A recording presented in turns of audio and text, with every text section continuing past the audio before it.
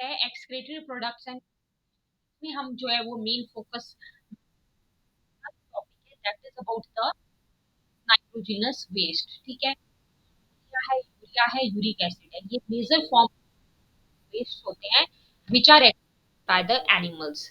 इसमें से अगर हम देखें तो जो मोस्ट टॉक्सिक फॉर्म है आपका वो क्या है, दैट इज द अमोनिया। और इसको जो है, जो देखिए जो मोस्ट टॉक्सिक फॉर्म होता है उसको जो है सबसे ज्यादा अमाउंट में वाटर की जरूरत पड़ती है एलिमिनेट होने के लिए, फॉर इट्स एलिमिनेशन। जबकि अगर मैं यूरिक एसिड की बात करूं तो ये मेरा लीस्ट टॉक्सिक है and can be removed with A minimum loss of water. तो कम टॉक्सिक है, लीस्ट टॉक्सिक है। ठीक है, तो इसी की वजह से इसको रिमूव करने के लिए मिनिमम जो है अमाउंट ऑफ वाटर की जरूरत पड़ती है, या फिर हम ये बोल सकते हैं कि मिनिमम लॉस ऑफ वाटर यहाँ पर होता है। तो अब हम बात करते हैं अमोनोटेलिज्म आपके पास क्या होता है। जो प्रोसेस होता है अमोनिया को एक्सक्रेट करने का वो आपका कहलाता है अमोनोटेलिज्म। ठीक है, सो अमोनोटेलिज्म क्या होता है, it is the process of excreting ammonia. अब क्वेश्चन कई बार पूछा जाता है कि अमोनोटेलिक कौन से आपके पास ऑर्गेनिज्म होते हैं। बहुत सारी बोनी फिशेस हो गई आपकी, ठीक है, कुछ आपके एक्वेटिक एम्फीबियंस हैं, या हमारे जो एक्वेटिक इंसेक्ट्स हैं। ठीक है, एक्वेटिक क्या होते हैं, जो पानी के अंदर रहते हैं, राइट। तो मेरे पास जो बहुत सारी बोनी फिशेस हैं, एक्वेटिक एम्फीबियंस हैं, एक्वेटिक इंसेक्ट्स हैं। ठीक है, ये क्या होते हैं, हमारे अमोनोटैलिक होते हैं। तो A for ammonotelic, A for aquatic. ठीक है, ऐसे आप याद रखिए। तो एक्वेटिक एम्फीबियंस, एक्वेटिक इंसेक्ट्स और बहुत सारी बोनी फिशेस, ये क्या है हमारे पास, अमोनोटैलिक होते हैं। अगर हम अमोनिया की बात करें तो अमोनिया जो है वो रेडली सोल्यूबल है। ठीक है, अमोनिया जो है रेडली सोल्यूबल है आपके पास। ठीक है, is generally excreted by the diffusion across the body surfaces. ठीक है, कैसे एक्सक्रेट होता है ये, by diffusion across the body surfaces और थ्रू द गिल्स सरफेसेस। अच्छा, अगर हम बात करें थ्रू गिल्स सरफेसेस तो जैसे कि हमारे फिश के केस में, क्योंकि आप जानते हो कि गिल्स फिश के केस में होंगे। ठीक है, तो अमोनिया जो है वो अमोनियम आयंस की फॉर्म में एक्सक्रेट हो रहा है। ठीक है, तो अमोनियम आयंस क्या होते हैं हमारे पास, note it down, NH4 positive ions. तो अमोनिया, सबसे पहली बात हमें क्या पता लगी कि अमोनिया मोस्ट टॉक्सिक है। ठीक है, लार्ज अमाउंट ऑफ वाटर की जरूरत होती है इसको एलिमिनेट करने के लिए, रेडली सोल्यूबल है वाटर के अंदर, है ना। और जनरली एक्सक्रेट आउट कैसे होता है, diffusion across the body surface, फिर थ्रू गिल सरफेस। ठीक है, गिल सरफेस पर्टिकुलरली फिश के केस में, किस कौन से आयंस की फॉर्म में, अमोनियम आयंस की फॉर्म में। ठीक है, एक बार मैं अच्छे से समझा दे रही हूँ सारा, फिर हम, मैं लास्ट में आपसे क्वेश्चन पूछूंगी, समझते चलना अच्छे से, फिर हम डिस्कस करेंगे, राइट।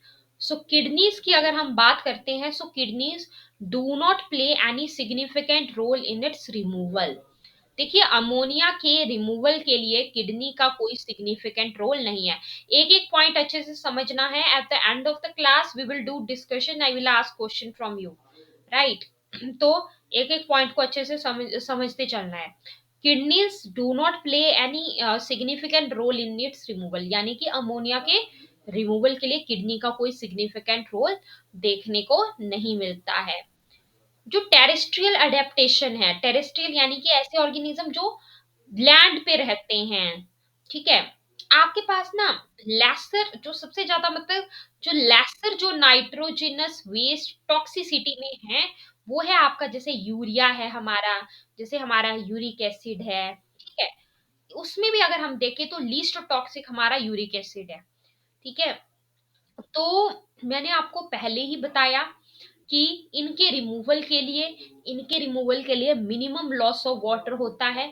ठीक है, तो यानी कि अगर वाटर का लॉस कम हो रहा है तो यानी कि ये कंजर्वेशन ऑफ वाटर के लिए इंपॉर्टेंट, इसमें ये इसका रोल आ जाता है। ठीक है, तो यही एनसीईआरटी में लिखा है। सो मैमल्स बहुत सारे मैमल्स और साथ ही साथ जो है जो टेरेस्ट्रियल जो एम्फीबियंस हैं, यानी कि जो लैंड पे रहते हैं, और जो आपके मराइन फिशेस हैं, ये मेनली एक्सक्रेट करते हैं यूरिया को, और इनको हम यूरियो टैलिक बोलते हैं। तो यूरियोटैलिक ऑर्गेनिजम्स आपके पास क्या होते हैं, जो कि क्या एक्सक्रेट करते हैं, यूरिया। एग्जाम्पल्स पूछे जाएं तो क्या बोलोगे आप, मैमल्स, मैनी टेरेस्ट्रियल, मतलब एक्चुअली जो लैंड पे जो रहते हैं, है ना, वो वाले आपके मैमल्स हो गए। अच्छा, मराइन फिशेस कौन सी हुई, जो समुद्र में रहने वाली, सी सी मराइन मतलब सी वाटर में, है ना, तो वो भी आपके पास यूरिया को एक्सक्रेट करते हैं। देखिए, अगर क्वेश्चन पूछा जाता है कि बोनी फिशेस में एक्सक्रेटरी प्रोडक्ट क्या है, तो आंसर क्या लगेगा, अमोनिया है। अगर क्वेश्चन पूछा जाता है कि टेरेस्ट्रियल जो हमारे पास एम्फीबियंस हैं और मराइन फिश हैं, उनमें एक्सक्रेटरी प्रोडक्ट क्या है, तो आंसर क्या लगेगा, यूरिया। तो क्या आंसर लगेगा, यूरिया। ठीक है। Ammonia produced by the metabolism is converted into the urea in the liver of these animals and released into the blood which is filtered and excreted out by the kidneys। होता क्या है कि जो ammonia है, जैसे हम लोग हैं, हमारे में हम, जैसे हम ह्यूमंस हैं, तो हम हमारे केस में भी यही होता है कि मेटाबॉलिज्म के दौरान जो अमोनिया प्रोड्यूस होता है ना, वो यूरिया में कन्वर्ट हो जाता है ना। और ऐसा कहाँ पर होता है, ऐसा लीवर में होता है। एनिमल्स में भी यही होता है। ठीक है। मतलब जैसे मैमल्स में भी यही होता है कि अमोनिया जो भी आपके पास मेटाबॉलिज्म के दौरान बना, वो यूरिया में बदल गया, वो यूरिया में कन्वर्ट हो गया, है ना। और ऐसा कहाँ पर हुआ, ऐसा हुआ लीवर के अंदर।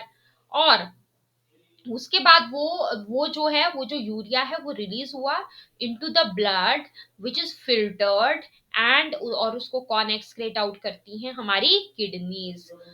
लेकिन क्या होता है, कई बार some amount of urea may be retained in the kidney matrix. कुछ अमाउंट में यूरिया, ये भी हो सकता है कि वो एक्सक्रेट आउट ना, मतलब कुछ अमाउंट में यूरिया ऐसा होता है जो वहां पर रिटेन रह जाता है, जो बाहर नहीं निकलता है ना, इन द किडनी मैट्रिक्स और सम ऑफ द एनिमल्स टू, ताकि एक डिजायर्ड जो ऑस्मोलैरिटी है वो मेंटेन रहे।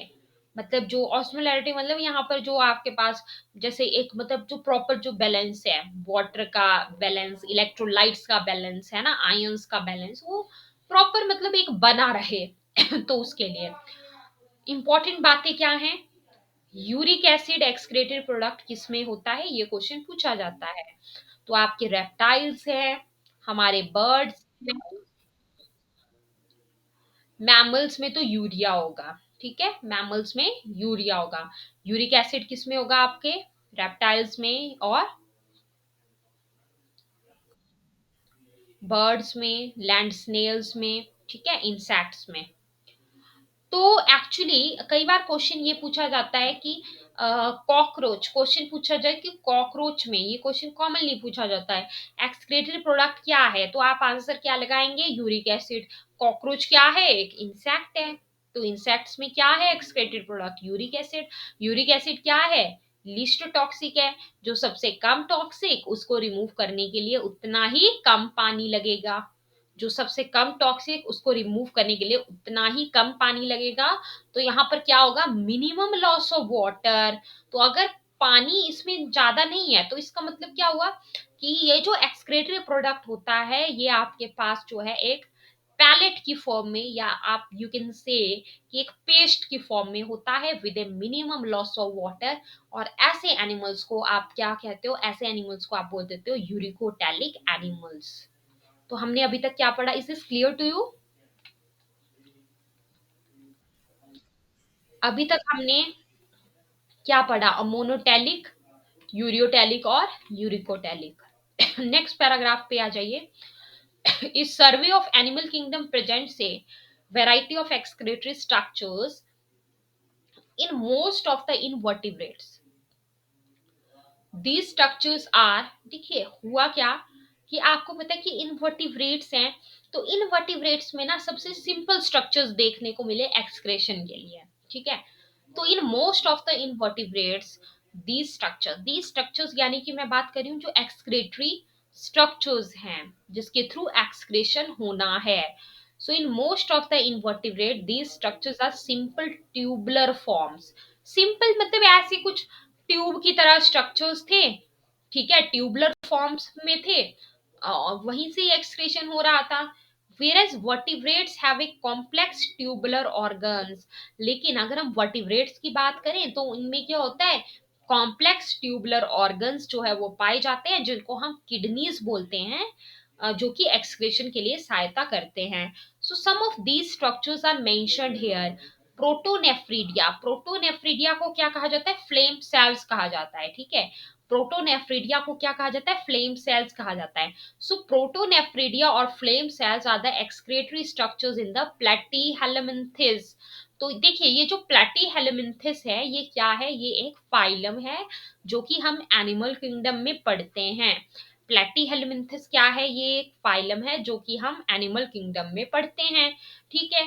प्रोटोनेफ्रीडिया का ही दूसरा नाम क्या होता है, फ्लेम सेल्स होता है। प्रोटोनेफ्रीडिया का ही दूसरा नाम क्या होता है, फ्लेम सेल्स होता है। और ये एक्सक्रेटरी स्ट्रक्चर्स होते हैं हमारे पास प्लेटीहेलमिन्थेस के केस में। अब जैसे हमारे जो फ्लैटवर्म्स हैं, ठीक है, प्लेटीहेलमिन्थस फाइलम में कौन आते हैं हमारे पास, फ्लैटवर्म। उसमें एग्जांपल जैसे कि प्लेनेरिया हो गया, ठीक है। अच्छा, रोटीफर्स में, कुछ एनालीड्स में, एंड एंड कुछ सिफेलोकॉर्डेट्स के केस में। सिफेलोकॉर्डेट में किसका एग्जांपल बोला, एम्फियोक्सस। सिफेलोकॉर्डेट में एम्फियोक्सस।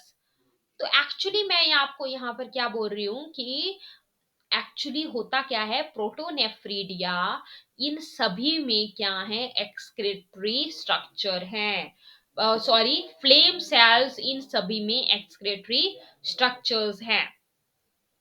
क्योंकि कॉमनली वैसे तो हम प्रोटोनेफ्रीडिया भी बोलते हैं इसको, है ना, कॉमनली पूछा जाता है क्वेश्चन, तो आप आंसर क्या लगाएंगे, फ्लेम सेल वाला क्वेश्चन पूछा जाता है, इसका नाम ये कॉमन है। तो एक्चुअली मैं आपको ये बोल रही थी यहाँ पर कि आपके ना जो प्लेटीहेलमिन्थस जो फाइलम है एनिमल किंगडम में, उनमें जो है वो प्रोटोनेफ्रीडिया या फ्लेम सेल्स देखने को मिलते हैं एक्सक्रेटरी प्रोडक्ट, एक्सक्रेटरी स्ट्रक्चर के तौर पे। कुछ एनालीड्स हो गए, इसके अलावा हमारे पास सिफेलोकॉर्डेट्स में एम्फियोक्सस हो गया, इनमें भी जो है वो प्रोटोनेफ्रीडिया या फ्लेम सेल है एक्सक्रेटरी स्ट्रक्चर। अब देखिए प्रोटोनेफ्रीडिया, जिसको मैंने फ्लेम सेल बोला, अगर ये एक्सक्रेटरी स्ट्रक्चर है तो ये प्राइमरली जो है ये किसके लिए कंसर्न्ड होगा, क्या काम होगा इसका, आयनिक एंड फ्लूइड वॉल्यूम रेगुलेशन, जिसको हम लोग बोलते हैं ऑस्मो रेगुलेशन, ठीक है। आयनिक एंड फ्लूइड वॉल्यूम रेगुलेशन, जिसको बोलते हैं आप ऑस्मो रेगुलेशन, क्योंकि एज ये एक्सक्रेटरी स्ट्रक्चर है तो इसका रोल किस चीज में होगा, ऑस्मो रेगुलेशन में होगा। फिर नेक्स्ट आता है हमारे पास nephridia, underline this nephridia. Nephridia हमारे पास क्या होते हैं, ये भी हमारे पास जो है ट्यूबुलर स्ट्रक्चर्स होते हैं, ट्यूबुलर एक्सक्रेटरी स्ट्रक्चर्स हैं अर्थवॉर्म में। तो अगर क्वेश्चन पूछा जाता है कि, याद रखना जो आपका फाइलम एनालिडा है ना, फाइलम एनालिडा जो है, फाइलम एनालिडा में ही रखा गया है हमारे किसको, अर्थवॉर्म को, ठीक है। फाइलम एनालिडा जो होता है ना एनिमल किंगडम में, एनिमल किंगडम में जो फाइलम एनालिडा होता है उसमें रखा गया है हमारे अर्थवॉर्म को। तो नेफ्रीडिया जो है वो ट्यूबुलर एक्सक्रेटरी स्ट्रक्चर्स है अर्थवॉर्म में और अदर एनालिड्स में। Nephridia help to remove nitrogenous waste and maintain a fluid and ionic balance. Malpighian tubules आपके एक्सक्रेटरी स्ट्रक्चर्स होते हैं in most of the insects including cockroaches, ठीक है। मालफिजियन ट्यूब्यूल्स हमारे एक्सक्रेटरी स्ट्रक्चर्स होते हैं in most of the insects including cockroach. Question बहुत important question है दोनों, अंडरलाइन कर लेना, याद रख लेना। अगर आपसे पूछा जाता है अर्थवर्म में एक्सक्रेटरी स्ट्रक्चर क्या है, तो आप क्या आंसर लगाएंगे, नेफ्रीडिया। अगर आपसे पूछा जाता है कॉकरोच में एक्सक्रेटरी स्ट्रक्चर क्या है, तो आप क्या आंसर लगाएंगे बताइए, मालफिजियन ट्यूब्यूल। नेफ्रीडिया अर्थवर्म में, कॉकरोच में मालफिजियन ट्यूब्यूल, ये वाला मालफिजियन ट्यूब्यूल, ठीक है। तो मतलब मालफिजियन ट्यूब्यूल यहाँ पर है तो उसका रोल है किस चीज के लिए, रिमूवल ऑफ नाइट्रोजनस वेस्ट और ऑस्मो रेगुलेशन में। एंटीनल ग्लैंड्स को क्या कहा जाता है, और क्वेश्चन आता है ये भी, एंटीनल ग्लैंड्स को क्या कहा जाता है, ग्रीन ग्लैंड्स कहा जाता है, ठीक है। क्या कहा जाता है एंटीनल ग्लैंड्स को, ग्रीन ग्लैंड्स। ये, हाँ, ये आपके पास जो है एक्सक्रेटरी फंक्शंस करती हैं कुछ क्रस्टेशियंस में, जैसे कि प्रॉन्स में। तो अगर ये एमसीक्यू में आता है क्वेश्चन, बहुत इंपॉर्टेंट है, क्रस्टेशियंस लाइक प्रॉन्स में एक्सक्रेटरी स्ट्रक्चर के तौर पे क्या है, तो आप क्या बोलोगे, antennal glands. What is the other name of antennal glands, they are called as green glands. तो यहां तक हमने ये कवर अप किया पार्ट आपका।